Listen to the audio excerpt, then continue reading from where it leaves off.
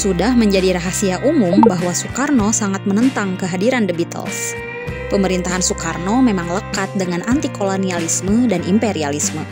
Bahkan pada masa itu, Soekarno melarang peredaran piringan hitam, kaset, dan berbagai hal yang berkaitan dengan The Beatles di Indonesia. Sang proklamator memberi cap musik The Beatles dan musik barat lainnya dengan sebutan musik ngak-ngik-ngok.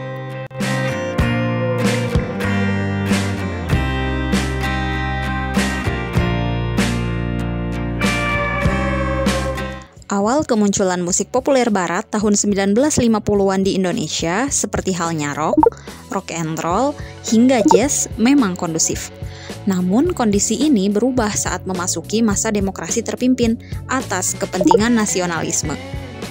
Musik ini disebut sebagai bagian dari imperialisme kebudayaan. Bahkan pernyataan ini diutarakan oleh Soekarno dalam pidatonya Manipol Usdek pada 17 Agustus 1959 hingga diputuskan oleh Dewan Pertimbangan Agung pada bulan September 1959 sebagai GBHN.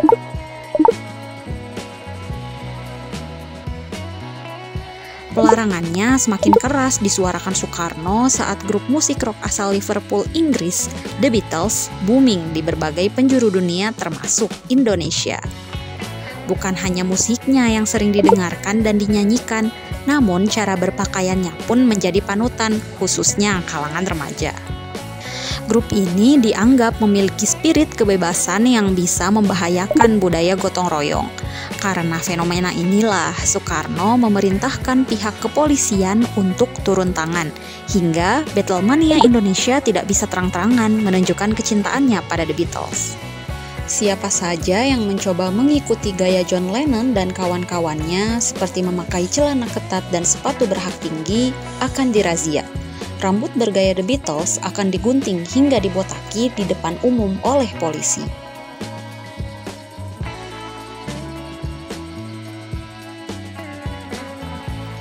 Saat memperingati Hari Sumpah Pemuda di Surabaya tahun 1961, dalam pidatonya Soekarno berkata, "Musik ngak-ngik-ngok harus dihapuskan.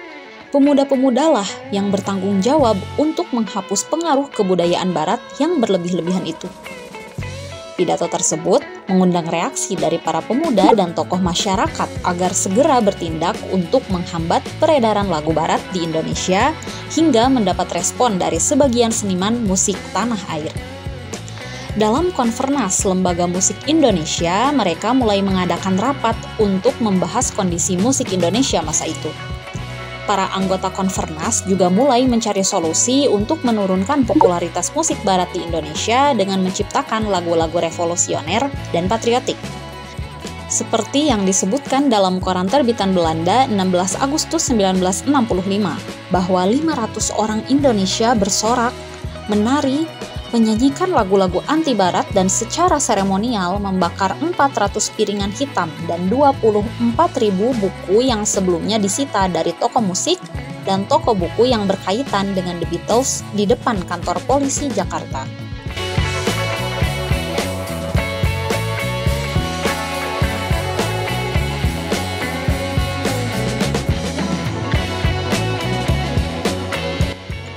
Dalam sebuah wawancara dengan stasiun televisi Amerika Serikat, CBS di Jakarta, Soekarno menyebut musik The Beatles dengan sebutan ngak-ngik-ngok, yang dianggap sebagai musik aut-autan.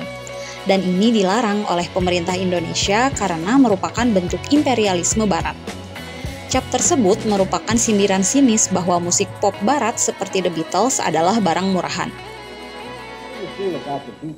I understand that there is a secret society of Indonesians who like to hear the Beatles, but they are not met with official approval. Yes, I prohibit Beatles and Beatlism here. And I prohibit also twist here. Do you consider it a form of colonialism? Huh? Do you consider Beatlism a form of colonialism? No, just a mental disease. What are the penalties, Mr. President? I have instructed the police just only to cut the hair. Penolakan Soekarno ini pun sampai di telinga personil The Beatles, salah satunya tanggapan dari John Lennon. Seperti dikutip dari wawancaranya di San Diego, Amerika pada 26 Agustus 1965. Ia menuturkan, "Saya rasa itu perbuatan yang tolol. Bahkan George Harrison menanggapinya saat album-album mereka dibakar di Jakarta. Iya, Soekarno harus membeli dulu album kami sebelum membakarnya sehingga kami bisa mendapat royalti. Reaksi Soekarno terhadap The Beatles yang bertujuan untuk meningkatkan nasionalisme anti-imperialis melalui seni budaya memang tidak sepenuhnya didukung oleh masyarakat Indonesia. Namun, kekuatan yang mendukung Soekarno juga sangat besar. Hal ini ditunjukkan dengan kemampuan memobilisasi massa dan kegiatan kesenian. Dalam berbagai aktivitas kesenian, kelompok anti The Beatles dan musik barat lainnya juga memiliki kegiatan seni musik. Proses kreasi mereka bisa dilihat dari tersebarnya lagu-lagu perjuangan dan tradisional yang sering dinyanyikan oleh para seniman di bawah lekra. Mereka menciptakan dan menyebarkan lagu-lagu versi revolusi dan konfrontasi terhadap musuh-musuh rakyat. Sebut saja lagu yang berjudul Ganyang Tiga Setan Kota karya Subronto Kaatmojo, komponis lekra. Lagu-lagu kerakyatan selalu terdengar saat ada kegiatan seperti halnya rapat akbar hingga berbagai pertemuan saat Soekarno memberikan pidato maupun amanat untuk rakyat dan pemuda Indonesia. Selain menghancurkan piringan hitam dan kaset-kaset The Beatles, dalam upaya menghilangkan budaya barat, pemerintah juga tidak menyediakan pilihan lagu barat dalam pilihan pendengar.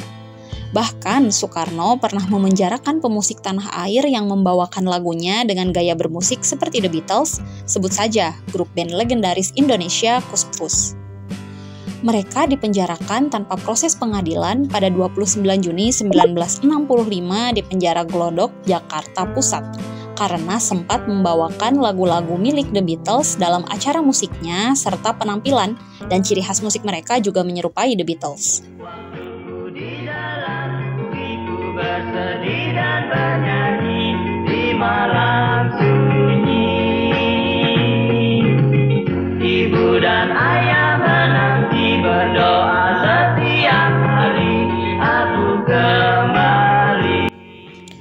Dari pelarangan Soekarno ini tidak semua pemuda setuju karena dianggap bisa menghilangkan kreativitas dan pekerjaannya. Di antara masyarakat yang tidak setuju dengan Soekarno, mereka memilih untuk diam. Sebab yang melanggar akan dicap kontrarevolusioner dan tidak berjiwa nasionalis. Bentuk ketidaksukaan Soekarno pada The Beatles memang beragam, mulai dari pembakaran album hingga menghukum para Beatlemania. Sebetulnya hal ini wajar saja dilakukan Soekarno, mengingat bangsa Indonesia baru beberapa tahun menyatakan proklamasi kemerdekaan dan kehadiran musik The Beatles serta musik barat lainnya dianggap menjadi bentuk penjajahan baru dalam bidang budaya yang dinilainya akan merusak nilai-nilai kebangsaan Indonesia. Or a nation which has suffered from colonialism for 3 centuries and a half. It's not a short time, 350 years about. Now, look here. Our experiences were not very agreeable.